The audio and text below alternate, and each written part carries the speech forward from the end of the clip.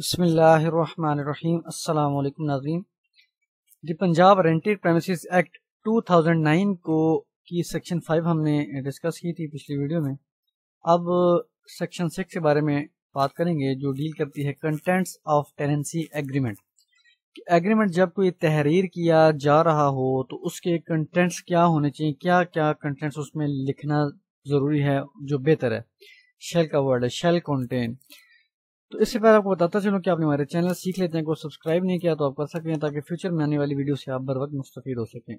Contends number first پہ ہے کہ جو ٹیننسی ایگریمنٹ ہے وہ کیا کیا چیز کنٹین کریں گے۔ Particulars of the landlord and tenant, مالک مکان، مالک دکان، مالک فلیٹ یا جو بھی مالک ہے جس پراپرٹی کا بھی ہے وہ اس کے پرٹیکولرز، اس کا نام، ولدیت، ایڈریس، شناختی کارڈ، موبائل نمبر، جو پرٹیکولرز آپ کے پاس اویلیبل ہیں آپ لکھیں۔ اس کے بعد ٹیننٹ کے بھی سیم پرٹیکولرز۔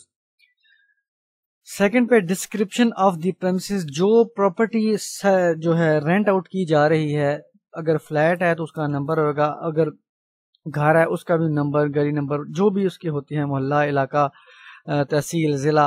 اور اس کے علاوہ اگر گھر ہے تو گھر کے کتنے کمروں پر مشتمل ہے وہ بھی آپ لکھ لیں، بہتر ہے۔ اور نمبر تھرڈ پہ ہے پیریڈ آف ٹیننسی، کتنے سال کے لیے مقرر کی گئی ہے کرایہ داری، 2 سال کی ہے، 3 سال کی ہے، سال کی ہے۔ اس کے بعد rate of rent, rate of enhancement, اور اس کے بعد due date and mode of payment of rent. Rate of rent کتنا کرایہ ہے، 10,000 ہے، 15,000 روپے ماہوار ہے، ساتھ آپ یہ بھی لکھیں ماہوار ہے۔ اس کے بعد اور ریٹ آف انہینسمنٹ یعنی کتنا جو ہے کرایہ بڑھایا جائے گا، آپ کی جو بھی میوچل انڈرسٹینڈنگ ہو۔ کچھ کہتے ہیں جی 6 مہینوں کے بعد بڑھایا جائے گا، کچھ کہتے ہیں جی سال بعد اتنا % بڑھایا جائے گا، 10% یا 20% یا 15%۔ اس کے بعد due date and mode of payment, کہ کرایہ کتنی تاریخ تک ہر مہینے کی ادا کیا جائے گا، اور mode of payment of rent, اور کس ذریعے سے ادا کیا جائے گا، کیش کے تھرو، پے آرڈر کے تھرو، منی جو اس کے بعد کراس چیک ہے یا ڈیمانڈ ڈرافٹ ہے، جو بھی موڈ آف پیمنٹ ہے، یا بینک ڈپازٹ ہے تو وہ یہاں پہ لکھنا پڑے گا۔ اس کے بعد particular of the bank account of the landlord of rent is to be paid through bank, اگر بینک کے تھرو ادا کیا جانا ہے تو اس کا اکاؤنٹ نمبر ضروری ہے لکھنا لینڈ لارڈ کا۔ The purpose for which the premises is let out, اس کا پرپز بھی لکھنا ہے کہ جو رینٹ آؤٹ کی جا رہی ہے پراپرٹی کس مقصد کے لیے، رہائشی ہے صرف یا کمرشل ہے، تو یہ اس کا پرپز ضروری ہے۔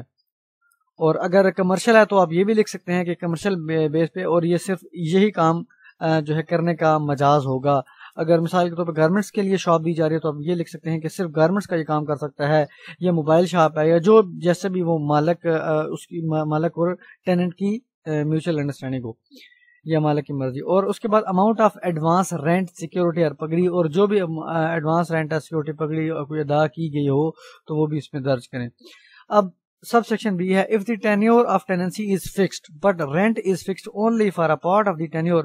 اب اگر tenure of tenancy فکس کر دی گئی ہے، 2 سال ہے، 1.5 سال ہے، یہ جتنا بھی، لیکن جو کرایہ ہے وہ مخصوص اس ٹینیور کے مخصوص حصے کی حد تک، یعنی کچھ مخصوص جو پیریڈ ہے اس کا مقرر کیا گیا ہے کہ اس عرصے میں اتنا ہوگا، تو لیکن باقی کا نہیں لکھا، تو یہ تصور کیا جائے گا کہ جو باقی کا بھی جو عرصہ ہے اس میں بھی سیم ہی کرایہ رہے گا۔